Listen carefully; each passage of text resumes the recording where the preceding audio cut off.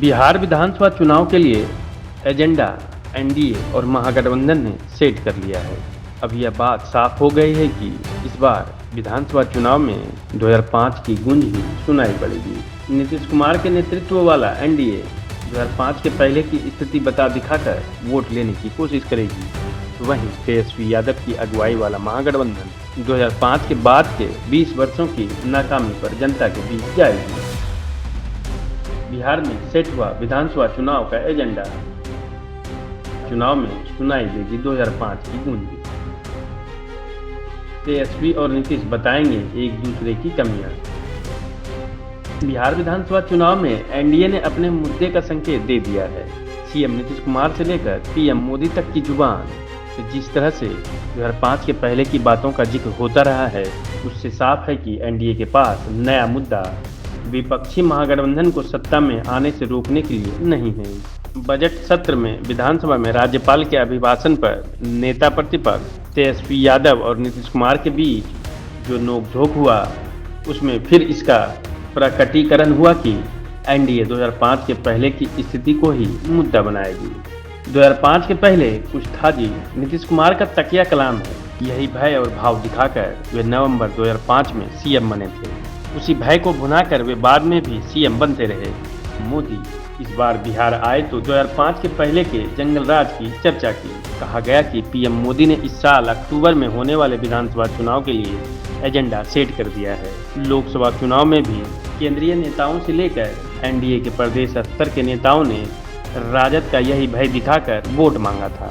PM Modi तो राजद नेताओं को जंगल राज वाले कहकर संबोधित करते रहे हैं। नीतीश कुमार 2005 के पहले की भय व त्रासदी दिखाकर और स्थिति बताकर तेजस्वी यादव को अक्सर जलील करते रहते हैं। राजद ने अब खोज ली है काट। आरजेडी भी समझ गया है कि महागठबंधन को घेरने के लिए एनडीए के पास अब कुछ मुद्दा नहीं बचा है।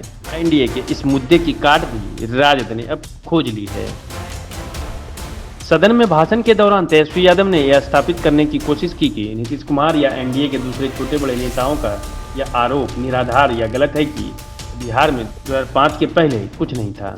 उन्होंने यूनिवर्सिटी, इंजीनियरिंग कॉलेज, समाज के दलितों पिछड़ों के लिए किए गए काम गिनाए। तेजस्वी यादव ने यह बताने की पूरी कोशिश की कि 2005 के पहले का भय दिखाकर वोट मांगने की कोशिश की काट राजद ने अब खोज ली है। तेजस्वी का वर्तमान पर है जोर। यह बात साफ हो गई है कि एनडीए विधानसभा चुनाव में अगर 2005 के पहले की स्थिति को मुद्दा बनाएगा तो उसका जवाब तो देंगे ही। उनका फोकस 2025 की स्थिति पर होगा।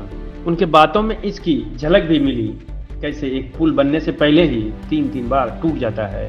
एनडीए के शासन में अपराध और भ्रष्टाचार पर तो तेजस्वी का फोकस पहले से ही रहा है। भ्रष्टाचार के बारे में वे डीके टैक्स की बात करते हैं। वे यह भी कहते हैं कि बिहार में डीके कौन है और उनका असर सिस्टम पर कैसा है, समय आने पर इसे भी उजागर करने की बात करते हैं।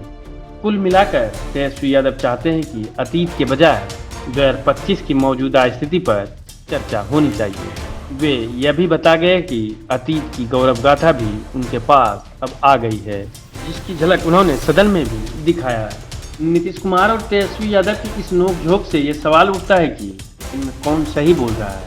नीतीश कुमार 2005 के पहले की स्थिति का जिक्र करते हैं तो क्या उसे तेजस्वी के तर्कों से खारिज किया जा सकता है? क्या यह सही नहीं है कि लगातार 15 साल के लालू राबड़ी राज में अपराध बेकाबू थे, अपहरण उद्योग बन गया था, शाम ढलते ही लोगों का घरों से निकलना मुश्किल था, रंगदार शोरूम से गाड़ियां उठा ले जाते थे, पटना हाई कोर्ट की बिहार में जंगल राज वाली टिप्पणी बेईमानी थी। हाल ही में लालू यादव के साले सुभाष यादव ने सनसनीखेज खुलासा किया था कि तब उद्योग का स्वरूप ले चुके अपहरण के मामले में फिरौती की रकम सीएम हाउस में तय होती थी। इससे भी बड़ा सवाल यह है कि तब बिहार के अविकास, अपराधीकरण, भ्रष्टाचार और लचर प्रशासनिक व्यवस्था जिन लोगों ने देखे हैं वे क्या गलत थे? आज के अंक में बस इतना ही।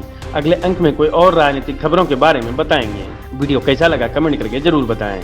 वीडियो अच्छा लगा हो तो लाइक और शेयर जरूर करें। और अगर आपने अभी तक हमारा चैनल समाचार फॉर पीपल लिंक सब्सक्राइब नहीं किया है तो चैनल को सब्सक्राइब कर लें, ताकि आपको बिहार की राजनीतिक खबरों का नोटिफिकेशन सबसे पहले पहुंचती रहे।